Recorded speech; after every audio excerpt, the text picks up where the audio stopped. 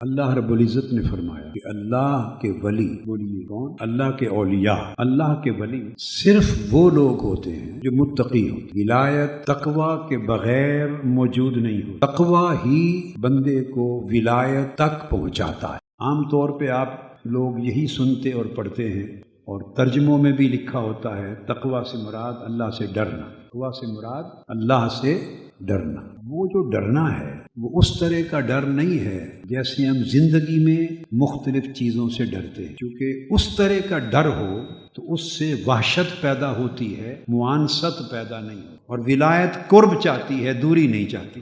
تقوی کا معنی یہ ہے کہ اللہ تعالی جس جگہ، جس مقام پر اور جس کام میں آپ کو دیکھنا چاہتا ہے، جہاں اللہ آپ کو دیکھنا چاہتا ہے وہاں سے غیر حاضر نہ ہو، اور جہاں آپ کو نہیں دیکھنا چاہتا وہاں حاضر نہ ہو۔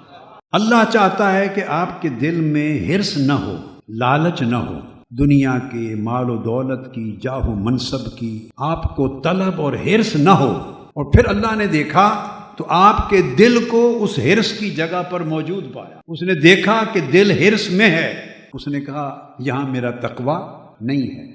یعنی جب اللہ دیکھے جو وہ چاہتا ہے اس کام سے غیر حاضر نہ ہو، اور جو وہ نہیں چاہتا اس کام میں حاضر نہ ہو۔ اگر یہ دو شرطیں پوری ہو جائیں تو اس کو کہتے ہیں کہ یہ متقی ہو گیا۔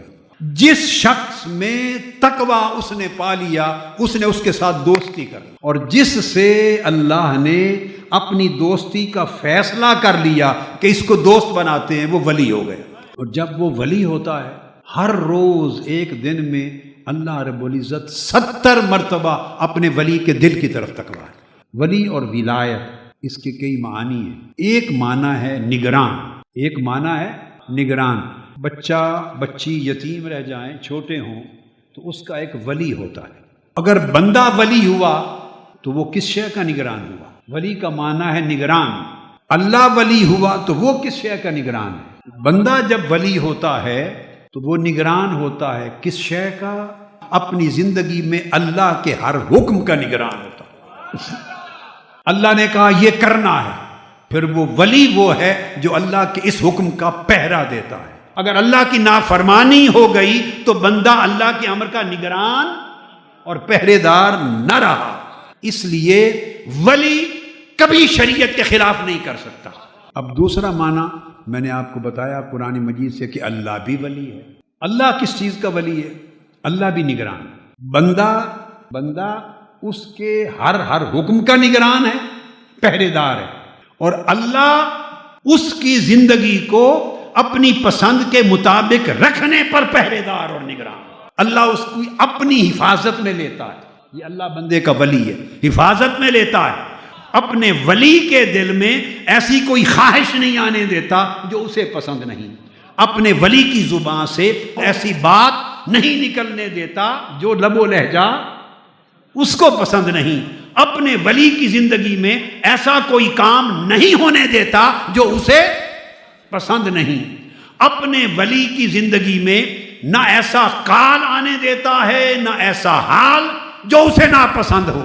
لہذا اس کی ساری زندگی پر اللہ پاک خود نگران ہوتا ہے، اسے اپنی طاعت پر قائم رکھتا ہے، معصیت سے بچاتا رہتا ہے، اس کے دل کی حفاظت کرتا ہے، اس کے سوچ کی حفاظت کرتا ہے، اس کے ہر عمل اور فعل کی حفاظت کرتا ہے، اس کے اسوہ اور وتیرہ اور مزاج کی حفاظت کرتا ہے، حتیٰ کہ ولی کا مزاج بھی اللہ کی رضا کے مطابق ہو جاتا ہے۔ تو اس کو پسند کیا ہے؟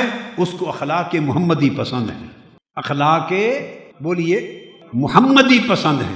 وہ چاہتا ہے کہ میرا ولی وہ پیکر بن جائے میرے محبوب کے اخلاق، میرے محبوب کے اسوہ کا، میرے محبوب کے شیوائے زندگی کا، اور میری رضا کا پیکر بن جائے۔